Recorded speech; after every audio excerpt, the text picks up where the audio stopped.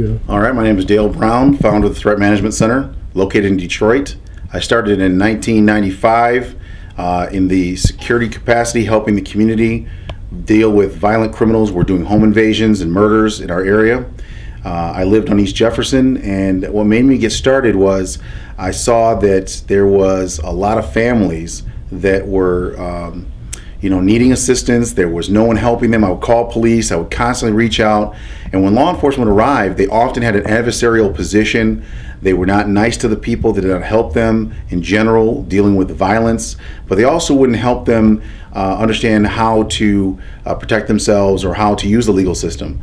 And what I found was there was a general apathy and complacency where law enforcement was just not interested as a group. There were certain officers that were motivated, and those community-oriented officers bonded with our organization, and we were able to, with their assistance, create a condition where all the murders, home invasions, and other types of violent crimes stopped.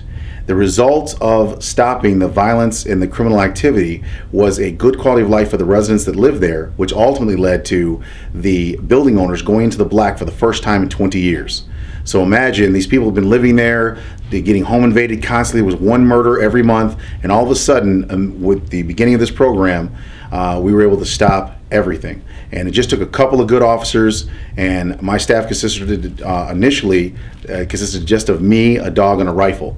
And then it just grew from there. I just got volunteers from the community to help out. I got the building owners to give me one free apartment in each building and a small financial stipend. It didn't take much money, but it took lots of self-sacrifice. The key was to put the protection of the families before my own, and to think about one thing, which was good quality of life for the people there. The byproduct, which was the money, which we now have boats and Hummers and other vehicles, tactical vehicles that we can go out and help more people with, and including this 10,000 square foot facility I have now, all came from one thing: creating positive nonviolent outcomes. And the way to do that was to use not the legal system to prosecute people, but to prevent the conditions which could lead to violent encounters. We create conditions where violence and violent criminals do not feel safe, they do not operate there, they want to leave the area, and we do it in a non-aggressive, non-violent way by using psychology as the platform for how we motivate them to believe the area is not conducive for violence and crime. And so that being said, the families that live there, the kids that get to see a positive environment without any arrests, without anything that appears to be inappropriate for them. And that was the point, to make sure that the kids here in Detroit were like the kids I grew up with in Ann Arbor. They happen to have a good quality of life. They can focus on their studies. They can focus on the things that they need to and not worry about their safety every day. And so our point is this should be the same for every city, that the community and law enforcement has to work together. If we can get the good officers, those officers that are truly community oriented, they're not motivated by position and power, those officers that are genuinely interested in public safety, to bond with families and community members that are leaders in their communities, that want that good quality of life for their families and their communities, and get them to work together to prevent the conditions, not to create conditions for prosecution. Those two things are opposite.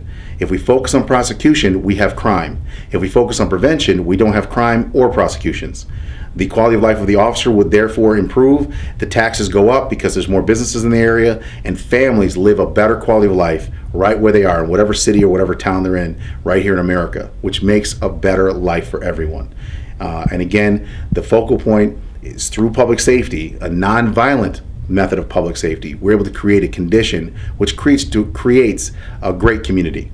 And that includes having heroic law enforcement officers out there putting themselves at risk, not thinking about themselves, not thinking about getting home to their families safely at night, but thinking about the citizens getting home to their families first and foremost. We need that kind of policing. The kind of policing we have right now typically is an officer thinking about their own safety, and that's what they're taught. That false thought process means they can't truly protect anyone appropriately because they're not willing to put themselves at risk by their intentions which are stated. And if you psychologically are not prepared to put yourself at risk for others, if you're not psychologically prepared to love everyone that you need to protect, then you cannot do what it takes to create that safety that they need to prevent violence from occurring. The cornerstone for protection is love, not violence, not guns, not laws. You cannot and you will not truly protect anything that you do not love. But if you love something, love someone, love people, you can protect them, and it starts with yourself.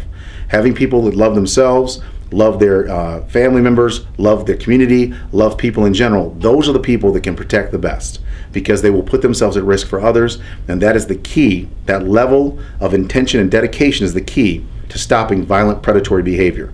When a violent criminal sees a police officer or a citizen is willing to die and kill for another one or for themselves, when they believe that, when the truly violent predator believes that the superior intention is to the protector, then they will simply not attack. And that's what you want. You want violent predators who do exist in all communities, whether it's Columbine or Virginia Tech University or any of these places. You want these Sandy Hook Elementary School, you want these predators to realize there is no way they're going to achieve violence perpetrated against families because, or the people that are there, because when the violent predator sees them, they're going to realize this person is dedicated to the safety there, and they're going to back down. And if they don't back down, that person will be able to manage threats properly if they go through our training. And that's the purpose of our school, to train people on how to use psychology, law, and skills to defend themselves, their communities, and their corporations, primarily using psychology, law, and skill to prevent violence from occurring. But if it did occur, making sure that you have superior capability so you can dominate threats. And that's what really separates our organization from any other, is the fact that it really is designated and designed specifically to create nonviolence, but if there is going to be violence, to make sure that you're significantly capable of managing those threats properly in the best way possible, utilizing the best techniques, the best strategies to create the least amount of violent encounter.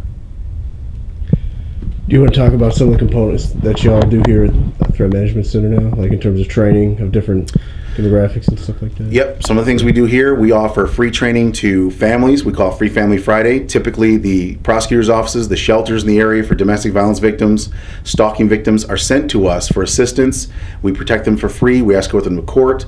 If they have a violent ex-husband or boyfriend or neighbor or some stranger that's coming after them, we will literally stay with them, transport their kids to school. We stay with them at their homes with our rifles and keep them alive. And in 20 years, none of us have had a court date, and more importantly, none of us have been killed. And the most important, no one who's ever come to us for help in 20 years has ever been injured or killed after coming to this organization.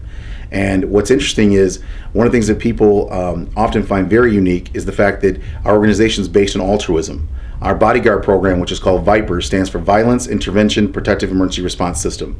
And our bodyguard training system, the foundation for its success is in the fact that the individuals that are in our organization, in order to participate, have to be altruistic. They have to agree to not be mission motivated, to not be money motivated.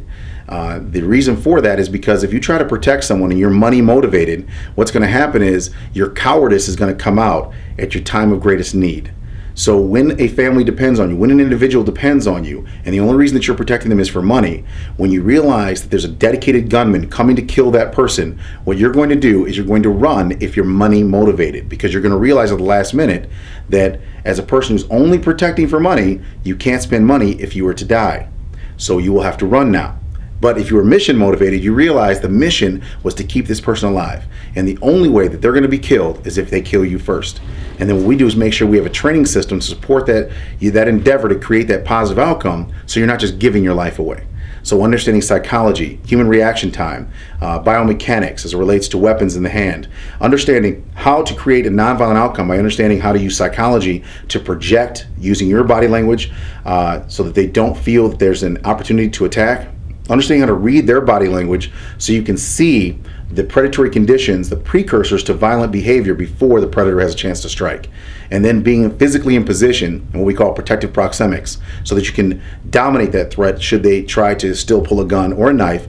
And when we say dominate, we also mean the ability to escape, control, or immobilize based on your determination of what you think the best technique or strategy is to use in this particular circumstance you find yourself in.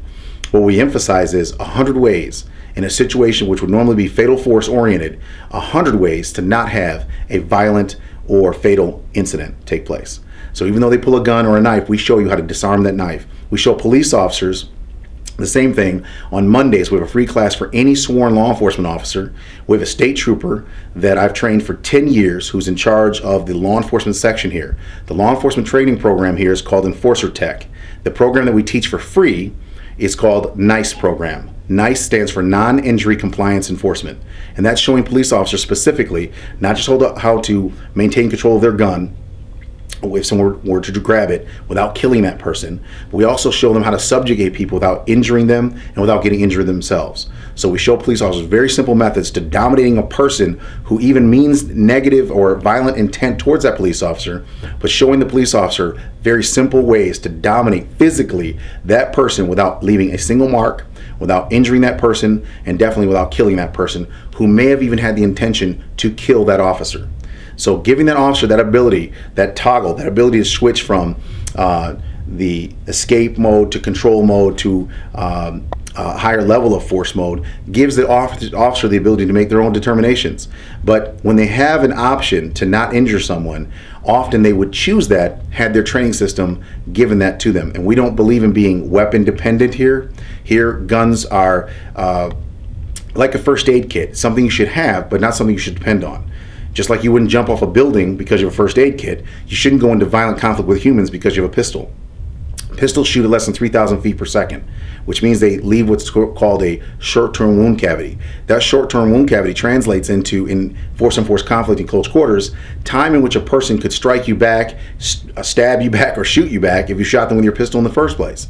So that's one more reason why we do not teach the use of the firearm is the way to manage close quarters threat. So we show you how to get close, how to use psychology to take that person's perspective and change it so there is no adversarial perspective. And if there is going to be one, you're so close you can still take control of that person without injuring them. And that's what police officers really like about our training program. And this is what we like about teaching police officers. We get to hear the feedback from police officers that say they use this training in real life and it helped them dominate and they feel good about what they did. They feel confident, but it's based on competence, not based on gun confidence. And that lack of gun confidence means that they're not gun dependent, which means they don't believe the gun is the answer for all their problems. And so that's one of the things we do is try to fill a person's toolbox, thinking of their mental toolbox as the toolbox that you go around answering all your questions with. We make sure that in that toolbox are so many options to create a nonviolent outcome that it's almost impossible to have violence. So again, what Threat Management Center represents in general is how to properly manage human threats to create the most nonviolent outcome possible.